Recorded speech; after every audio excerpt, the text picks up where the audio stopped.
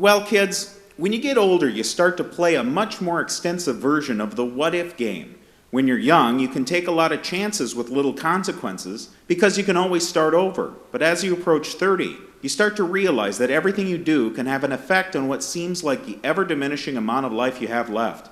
You don't randomly hop on a bus to Seattle. You don't ignore things like a 401k or an IRA. But most importantly, you don't just up and quit your job for idealistic purposes, at least not without a plan. All I'm saying is that Ted really needs to look at his options. And all I'm saying is that Ted thinks too much already.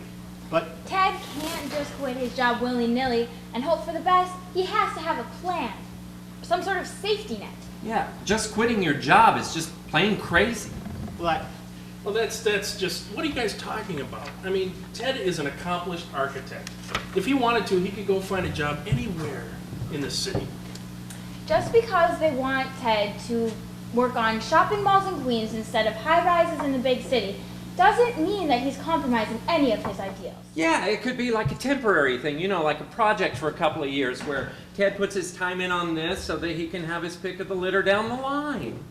I mean, Marshall isn't going to get to fight every case he wants every day of his life, so he takes on the less attractive ones in order to fight the cases that he wants some days. And even if it's not every day, well, at least he has the security of knowing that he's still working. I think Marshall and Lily... No, Ted, you should be working freelance. I mean, you can do whatever you want. You can live on your own, live life by your own rules, as you see fit.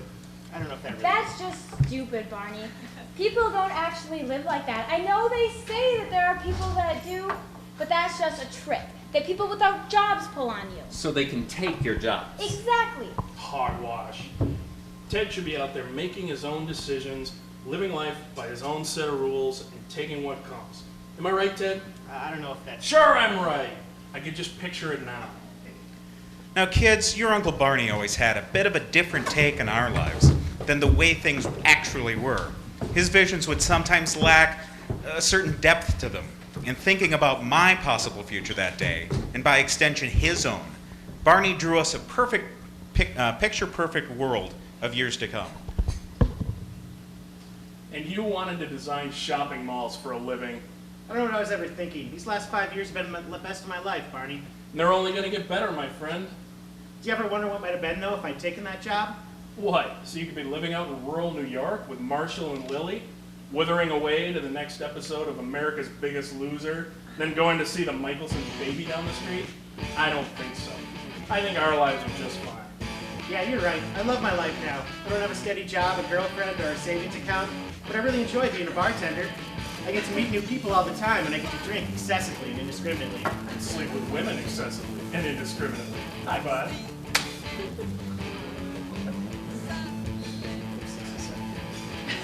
You know, I was out at Marshall and Lily's last week, and they had all this food and this snooty, expensive wine, and they were going on and on about some action thriller they'd seen the other week called Mr. Brooks, and how it was full of murder and mystery and horror. They really thought it was great, and that I should just check it out. But I just can't find the time to do the little things like that anymore, you know? Oh, I'm sorry, Ted. All I heard was a strong shot. And why haven't you poured that girl a drink yet? All right, Barney. My friend down there noticed that you needed a drink. I was wondering, though, instead, would you maybe be interested in coming back to my place in an hour and meeting us? Oh, what the hell, Ted? She's leaving. Don't worry, I took care of it. She's going to get a friend and meet us back at my place in an hour. My man. High five. You know, life is pretty damn good.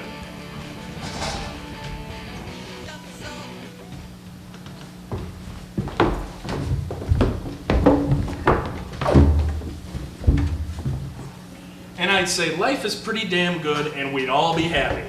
You can be a real idiot sometimes, you know, Barney. Yeah, who would want such a vapid and shallow existence anyway? I think Ted wants more. You guys, I think I can fend for myself here, especially against Barney. And as for your vision of our future... You mean my amazing vision of our future? As for your amazing vision of our future, I don't know that that's really the way things would go down. Oh, really, Ted? Well, how do you see it? Do you not see us spending time together in the top? I don't know, Barney. I see us spending time together, just not in the way you imagined it. Now, kids, your Uncle Barney always had a way of looking at the world that was very, I don't know how to say it, one-dimensional, I guess. He never really saw things the way they were, just the way he thought they should be.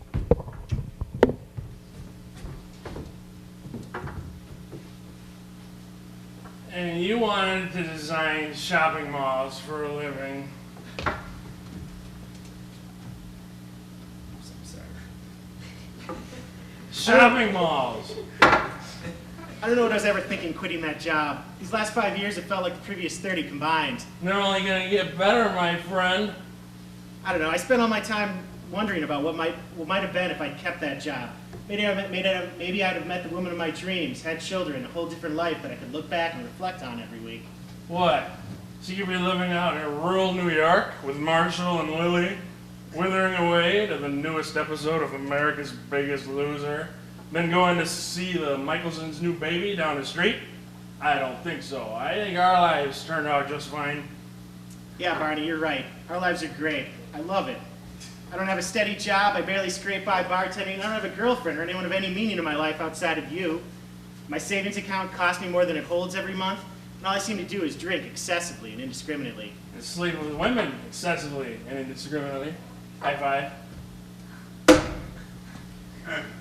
I was over for dinner with Marshall and Lily last week. It was really nice. They had this meal that consisted of more than one course and this nice Spanish wine I'd never tried before. I even only had one glass of it. Then we watched this movie called This Is England. I'd gotten it on my Netflix last week. It's so nice to watch a movie that I actually want to talk about with people other than just doing it at home, alone with the lights still on. I haven't actually made it to my bed in over 3 months, Barney. Over 3 months. I'm sorry, Ted. All I got was a strong shot. And why haven't you poured that woman a drink yet? All right, Barney.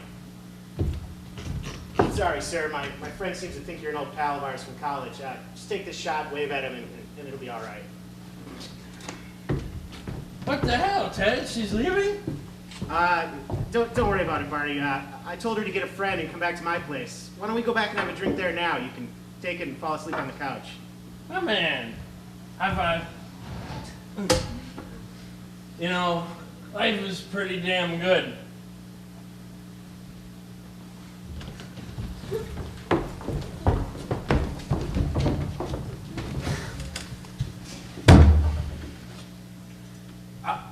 I can't believe you, Ted. I would never, ever mistake a man for a minx.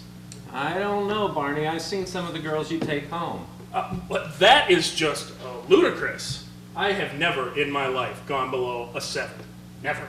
Settle out, Barney. I may have been overly harsh in my prediction of our future, but I think it's probably a good idea for me not to quit my job. Now you're talking some sense, Ted. You'll see. Your job will turn out just great, and then your life will be perfect, just like all of ours. I mean, you see that girl out there? You see her? That's got to be a 9. At least, probably a 9.5. You see her? She's maybe a 6.5, Barney. Maybe. That's 6.5? What are you talking about? We are looking at a verifiable 8.5. Am I right, Marshall? I don't know. I think I'm going to have to go with Ted on this one. Lily? As wrong as I think this is, she's no higher than a 7.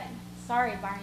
Oh, all right, that is it. I'm going to find a 9, and I'm going to sleep with her right now. No, better yet, a 10. You heard me, a 10. I'm going to find a 10, and I'm going to sleep with her tonight. And in the end, kids, we were all right. I stayed at my job, I eventually met your mother, and here we are today. Barney was even right, at least about that night.